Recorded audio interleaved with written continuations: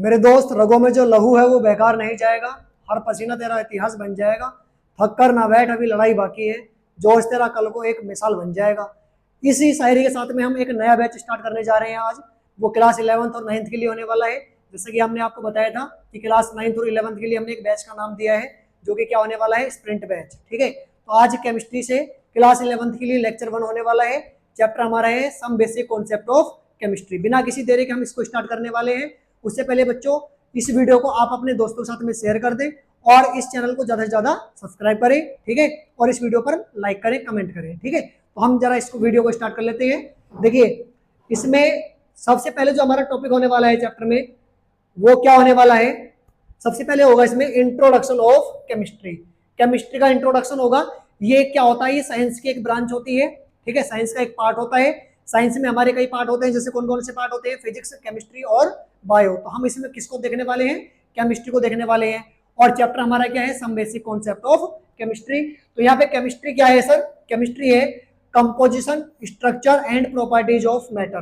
कोई भी सब्सटेंस है, कोई भी मैटर है, उसका कंपोजिशन क्या है, उसका स्ट्रक्चर क्या होगा, या उसका प्रॉपर्टी क्या होगा, उसके बारे में क्या बताएगा, कौन बताएगा हमें, केमिस्ट्री बताएगी। ठीक है, और नेक्स्ट पॉइंट क्या है, transformations which the matter undergoes under different conditions. और ये कुछ कंडीशंस को भी बताएगा, ट्रांसफॉर्मेशंस को बताएगा, जिसमें कि क्या होगा, मैटर कुछ कंडीशंस में जाएगा, डिफरेंट डिफरेंट कंडीशन में जाएगा, जैसे कि उसकी कुछ अलग अलग प्रॉपर्टी होंगी। ठीक है, उसके बाद the laws which govern give these change. कुछ ऐसे लॉज होंगे जहां पे हमें कुछ चेंज देखने के लिए मिलेंगे। ठीक है, वो सब हमें किस में पढ़ना है बच्चों, केमिस्ट्री में पढ़ना है। ठीक है, ये किसका पार्ट होता है, साइंस का पार्ट होता है। जैसे कि मैंने अभी आपको बताया, साइंस में फिजिक्स भी है, बायोलॉजी भी है और केमिस्ट्री भी है, लेकिन हमें क्या पढ़ना है, केमिस्ट्री। ठीक है, उसके बाद केमिस्ट्री की थोड़ी हिस्ट्री देख लेते हैं। केमिस्ट्री की हिस्ट्री क्या है, Indians had their own alchemical traditions sorry.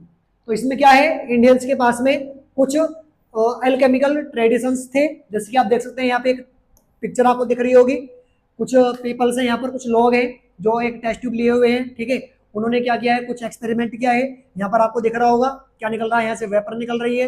वो वेपर कोई ना कोई गैस है हमारे पास उसमें, उस पिक्चर में जो है। ठीक है, अब ये क्या है, that included much knowledge of chemical process and techniques. मतलब क्या है, ये प्रोसेस क्या है हमारा भाई, ये नॉलेज है किसकी, केमिकल प्रोसेस की और टेक्निक्स की। ठीक है, अब केमिस्ट्री को जो मतलब ओल्ड टाइम था, उस ओल्ड टाइम में केमिस्ट्री के नए नए नाम थे।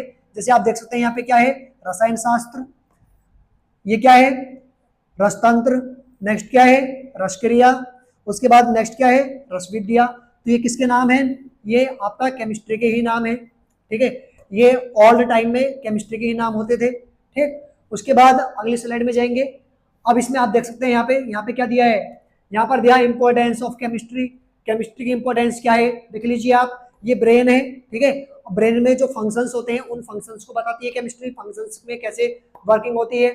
मेडिकल में मेडिसिन जो होती है हमारी, उसमें केमिस्ट्री यूज होती है। एग्रीकल्चर के फील्ड में केमिस्ट्री यूज होती है। आप देख सकते हैं यहाँ पे, ये क्या है, यूरिया है। ठीक है, या आप देख सकते हैं कोई ना कोई जो भी एग्रीकल्चर मतलब जो भी फसल होती है, उसमें कुछ कीटनाशक यूज होते हैं, वो भी किससे बनते हैं, केमिस्ट्री से बनते हैं।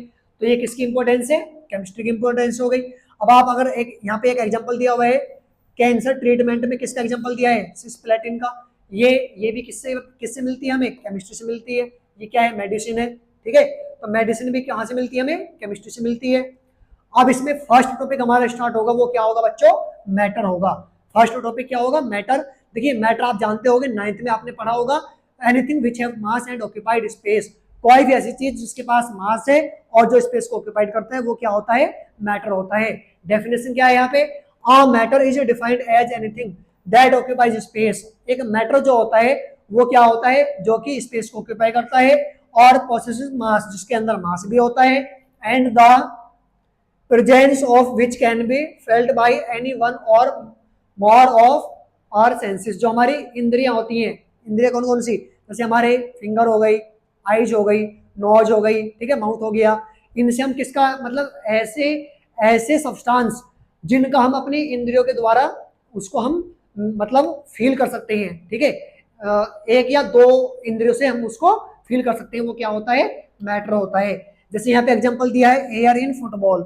देखिए ये एक फुटबॉल है, फुटबॉल में एयर भरी हुई है, एयर के भर जाने से वो फुटबॉल क्या होगी, फूल गई। ठीक है, उससे पहले वो फुटबॉल फूली हुई नहीं थी। तो एयर में भी क्या होता है, मास होता है। तो ये भी क्या है, मैटर है। यहाँ पे आप देख सकते हैं, यहाँ पे वेट दिया हुआ है 1 kg का बाट है ये एक, तो ये भी क्या है, एक मैटर हो गया। ठीक है, मैटर क्या होता है बच्चों, जिसके अंदर मास है और जो स्पेस को ऑक्यूपाई करता है वो सब क्या है, मैटर हो गया। ठीक है, मैटर में आपका ये पेन भी आ जाएगा, बोर्ड भी आ जाएगा, और ये टेबल सब कुछ हमारा किस में आएगा, मैटर में आएगा। ठीक है, फिर उसके बाद देखिए अब यहाँ पे non matter, not a matter, matter क्या नहीं हो सकता। आप देख सकते हैं यहाँ पे ये क्या है, सन है। सन में क्या होता है, टेम्परेचर होता है, इसको हम फील कर सकते हैं, मेजर कर सकते हैं। नॉट ऑक्यूपाई स्पेस, ये स्पेस ऑक्यूपाई नहीं करता, जो टेम्परेचर होता है ये स्पेस को ऑक्यूपाई नहीं करता, और ना इसके अंदर कोई मास होता है। ठीक है, हम केवल इसको क्या कर सकते हैं, फील कर सकते हैं और मेजर कर सकते हैं। ठीक है, बट इसमें कोई भी मास नहीं होता। तो ये क्या हो गया, एक ये एक मैटर नहीं है, मतलब ये नॉट अ मैटर है। ठीक, उसके बाद नेक्स्ट टॉपिक क्या होगा हमारा, फिजिकल स्टेट ऑफ मैटर। देखिए कोई भी मैटर है उसकी एक ना एक स्टेट होती है, कोई भी सब्सटेंस है उसकी एक ना एक स्टेट होगी।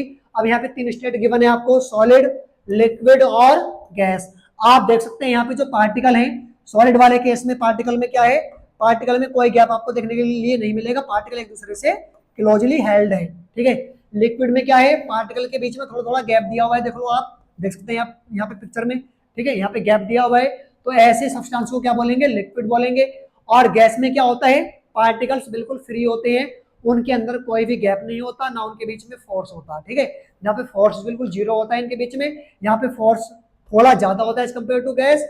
और यहाँ पर जो सॉलिड वाले में इंट्रैक्शन जो फोर्स होता है पार्टिकल के बिटवीन में, वो बहुत हाई होता है। और एक बात और, जो सॉलिड होगा, सॉलिड वाले केस में जो आपका सब्सटेंस होगा, जो मैटर होगा, उसका शेप और वॉल्यूम दोनों ही क्या होते हैं, फिक्स होते हैं, डेफिनेट होते हैं। आप देख सकते हैं यहाँ पे डेफिनेट वॉल्यूम है और डेफिनेट शेप है। ठीक है, उसके बाद जो लिक्विड हमारा होगा, इसका वॉल्यूम जो होगा वो डेफिनेट होगा, बट इसका जो शेप होगा वो डेफिनेट नहीं होगा। आप यहाँ पे देखिए, सपोज कीजिए मेरे पास में ये कॉनिकल फ्लास्क है, कॉनिकल फ्लास्क में मैंने एक, सपोज दैट मैंने 100 ml वाटर ले लिया। ठीक है, अब इस 100 ml वाटर को अगर मैं इस बॉटल में फिल करूंगा, तो ये अभी भी मतलब कॉनिकल फ्लास्क की शेप में था, जब इसमें चला जाएगा तो किसकी शेप में आ जाएगा, बॉटल की शेप में आ जाएगा। ठीक है, तो इस मतलब जो लिक्विड होता है हमारा, वो शेप चेंज करता रहता है, बट उसका वॉल्यूम चेंज नहीं होता। ठीक है, तो बच्चों यहाँ से हम कह सकते हैं कि इसका जो वॉल्यूम होगा वो क्या होगा, डेफिनेट होगा, बट शेप जो होगा वो इसका डेफिनेट नहीं होगा, शेप इसका चेंज हो सकता है। बट गैस की अगर बात करें, तो यहाँ पे ना तो वॉल्यूम फिक्स होगा, ना ही उसका शेप फिक्स होगा। बात समझ में आई, क्योंकि वहां पे जो पार्टिकल्स होते हैं, कुछ पार्टिकल्स इधर होंगे, कुछ पार्टिकल्स इधर होंगे, कुछ पार्टिकल्स उधर होंगे, समझ रहे हैं। पार्टिकल्स यहाँ पे फ्रीली घूमते रहते हैं, मूव करते रहते हैं, जिसकी वजह से यहाँ पे ना तो शेप और ना वॉल्यूम इसका फिक्स कुछ नहीं होगा। ठीक है, उसके बाद अब यहाँ पे एक टेबल दी हुई है, आप टेबल में देख सकते हैं। देखिए प्रॉपर्टीज क्या क्या हो सकती हैं, वॉल्यूम हो सकता है, शेप हो सकता है, इंटरमोलिकुलर फोर्स हो सकता है, इंटरमोलिकुलर स्पेस हो सकता है, कंप्रेसिबिलिटी हो सकती है, एक्सपेंशन ऑन हीट हीटिंग हो सकता है, रेजिडिटी हो सकती है, फ्लूइडिटी हो सकती है। ये सब क्या है, प्रॉपर्टी है। कोई भी सब्सटेंस है उसके अंदर ये फिजिकल प्रॉपर्टी हो सकती है। ठीक है, अब जो सॉलिड हमारे पास में है, सॉलिड के अंदर देखिए वॉल्यूम क्या है, डेफिनिट है, शेप क्या है, डेफिनिट है, इंटरमोलिकुलर फोर्स क्या है, वेरी हाई है। मैंने आपको पहले ही बता दिया, मॉलिक्यूल जो होंगे, पार्टिकल जो होंगे, वो एक दूसरे से क्लोजली हेल्ड होंगे, तो वहां पे इंटरमोलिकुलर फोर्स जो होगा वो बहुत हाई होगा। इंटरमोलिकुलर स्पेस क्या होगा, वेरी स्मॉल होगा। पार्टिकल के बीच में कोई स्पेस देखने के लिए नहीं मिलता, तो यहाँ पे इंटरमोलिकुलर स्पेस क्या हो गया, वेरी स्मॉल हो गया। ठीक है, उसके बाद में कंप्रेसिबिलिटी, नो, देखिए कोई भी सॉलिड है, क्या उसको कंप्रेस किया जा सकता है, नहीं किया जा सकता। देन उसके बाद में क्या है, एक्सपेंशन और हीटिंग, वेरी लिटिल। जो आपका सॉलिड होता है, अगर उसको हीट करोगे तो क्या उसमें एक्सपेंशन देखने के लिए मिलेगा, बहुत लिटिल मिलेगा, बहुत कम मिलेगा। ठीक है, उसके बाद रिजिडिटी, हाईली रिजिड होते हैं, रिजिड होते हैं। फ्लूइडिटी, कांट फ्लो, फ्लो नहीं हो सकते। आप देखिए मेरे पास में जैसे पेन है, मैं इस पेन को कहीं भी रख दूं तो ये वहीं पर रखा रहेगा, कहीं भागेगा थोड़ी ना, तो ये फ्लो नहीं होगा। ठीक है, तो यहाँ पे ये सॉलिड की प्रॉपर्टी हो गई। लिक्विड की बात करें तो लिक्विड में वॉल्यूम क्या होगा, डेफिनिट होगा, मैंने आपको अभी बता दिया था। शेप जो होगा वो डेफिनिट नहीं होगा, वो क्या होगा, इनडेफिनिट होगा। उसके बाद इंटरमोलिकुलर फोर्स क्या होगा, मॉडरेट होगा, मतलब ना ज्यादा कम होगा ना ज्यादा हाई होगा। उसके बाद नेक्स्ट पॉइंट की बात करें, इंटरमोलिकुलर स्पेस स्लाइटली ग्रेटर, मतलब यहाँ पे जो स्पेस होगा वो स्लाइटली ग्रेटर होगा एज कंपेयर टू सॉलिड। आपको बताया था लिक्विड के अंदर पार्टिकल में थोड़ा स्पेस होता है। उसके बाद में अगला पॉइंट क्या है, कंप्रेसिबिलिटी। देखिए जो लिक्विड है, क्या वाटर को कंप्रेस किया जा सकता है? नहीं किया जा सकता, तो यहाँ पे भी क्या आ जाएगा, नो आ जाएगा। उसके बाद में एक्सपेंशन ऑन हीटिंग, भाई जो आपका लिक्विड है क्या उसको हीट के साथ में एक्सपेंड किया जा सकता है? वेरी लिटल, यहाँ पे भी क्या आएगा, वेरी लिटल आ जाएगा। देन रिजिडिटी आएगा, नो रिजिड, यहाँ पे कोई रिजिड देखने के लिए नहीं मिलेगा। फ्लूडिटी अगर आप बात करोगे तो ये फ्लो हो सकता है, वाटर तो फ्लो हो सकता है ऑब्वियसली, ठीक है। देन उसके बाद थर्ड स्टेट क्या थी हमारी, गैस। तो गैस में वॉल्यूम और शेप दोनों क्या है, इनडेफिनिट है, मतलब वो डेफिनिट नहीं है। उसके बाद अगला पॉइंट क्या है, इंटरमोलिकुलर फोर्स, यहाँ पे क्या है, ये नेग्लिजिबल, मतलब ये बिल्कुल नेग्लेक्ट हो जाएगा यहाँ पे। देन नेक्स्ट पॉइंट क्या है, इंटरमोलिकुलर स्पेस, वेरी लार्ज, यहाँ पे मोलिकुलर स्पेस जो होगा, जो उसके मॉलिक्यूल होंगे गैस के, जो पार्टिकल होंगे उनके बीच में बहुत ज्यादा गैप मिलेगा, बहुत ज्यादा स्पेस मिलेगा देखने के लिए। उसके बाद कंप्रेसिबिलिटी, वेरी हाई कंप्रेसिबल, क्या इनमें इनको कंप्रेस किया जा सकता है? बहुत हाई होते हैं कंप्रेस करने पर ये, ठीक है। कंप्रेसिबिलिटी मतलब बहुत हाई होती है इनके अंदर। उसके बाद नेक्स्ट पॉइंट क्या है, expansion on heating, very high heating करने पर ये एक्सपेंड भी हो जाते हैं। उसके बाद रिजिडिटी, नॉट रिजिड, ये भी रिजिड नहीं है। फ्लूडिटी, कैन फ्लो, गैस भी फ्लो हो सकती है, आप समझ ही रहे होगे भाई, ऑक्सीजन होगी होती है वो फ्लो होती है ना, तो हो सकती है गैस भी फ्लो। उसके बाद अगला पॉइंट हमारा है, क्या है, चेक कीजिए, क्लासिफिकेशन ऑफ मैटर। तो जो ये हमारे पास में कोई मैटर है, मैटर का क्लासिफिकेशन क्या हुआ है यहाँ पे, वो दो टाइप में क्लासिफिकेशन होगा, प्योर सब्सटेंसेस और मिक्सचर। भाई जो हमारे पास में मैटर होगा वो या तो प्योर होगा या फिर क्या होगा, एक वो मिक्सचर होगा। अब प्योर सब्सटेंस भी कितने टाइप में डिवाइड होगा, 2 टाइप में, एलिमेंट और कंपाउंड्स। एलिमेंट और कंपाउंड्स दोनों ही क्या होते हैं, हमारे मैटर होते हैं। उसके बाद में मिक्सचर आएगा हमारा, मिक्सचर भी कितने टाइप में क्लासिफाइड होगा, 2 टाइप में। तो यह हमारा हो गया होमोजेनियस मिक्सचर और हेट्रोजेनियस मिक्सचर, ठीक है। उसके बाद अब देखिए यहाँ पे कुछ एग्जांपल दिए हैं प्योर सब्सटेंसेस। देखिए ये हमारे पास में घी है, क्या ये प्योर है? ये हनी है, क्या ये प्योर है? ये मिल्क है, क्या ये प्योर है? आप देख करके बता सकते हैं इसको? नहीं बता सकते, क्यों? क्योंकि आपको इसके बारे में अभी पता नहीं है। प्योर हनी जो होती है इसमें कार्बोहाइड्रेट होता है, और कार्बोहाइड्रेट होता है, कार्बोहाइड्रेट में कार्बन भी होगा, बहुत सारे सब्सटेंस होते हैं, तो ये भी क्या होगा, एक मिक्सचर होगा। घी, यहाँ पे फैट भी है, ठीक है, इसमें फैट भी होता है, तो ये भी क्या होगा, एक मिक्सचर होगा, ये भी एक मिक्सचर होगा। इसको हम आगे एक्सप्लेन करेंगे, ठीक है। उसके बाद आगे चलेंगे हम, देखिए स्लाइड क्या है हमारी, प्योर सब्सटेंसेस को इधर दिखाया गया है, और यहाँ पे कंपाउंड्स। देखिए प्योर सब्सटेंसेस को 2 पार्ट में क्लासिफाइड किया था, एलिमेंट्स और कंपाउंड्स में, एलिमेंट्स और कंपाउंड्स। अब एलिमेंट्स जो होते हैं वो 1 टाइप के पार्टिकल से मिलकर बने होते हैं, 1 टाइप के पार्टिकल या 1 टाइप के एटम से मिलकर बने होते हैं, उसको क्या बोलते हैं, एलिमेंट बोलते हैं। जैसे आप देख सकते हैं एटम क्या है, पोटेशियम, आयरन, निकल, कार्बन। मॉलिक्यूल क्या है, हाइड्रोजन, ऑक्सीजन। अगर ये इन्हीं से मिलके बने हैं तो उनको हम क्या कहेंगे, एलिमेंट कहेंगे। कंपाउंड क्या होते हैं, कॉम्बिनेशन ऑफ 2 और more different atoms in definite ratio. मतलब जो हमारे पास पार्टिकल्स होंगे, जो हमारे पास एटम्स होंगे, अगर उनके 2 या 2 से ज्यादा पार्टिकल हम लेंगे एक डेफिनिट रेशियो में, तो वहां पे जो सब्सटेंस बनेगा उसको हम क्या कहेंगे, कंपाउंड्स कहेंगे। अब इसमें आगे क्या बोला इसने, constitute can be separated by chemical method. ये जो कंपाउंड्स होता है इसमें जो कॉन्स्टिट्यूट है, जो हमारे पार्टिकल्स हैं, उनको सेपरेट किया जा सकता है, किसकी हेल्प से, केमिकल मेथड की हेल्प से।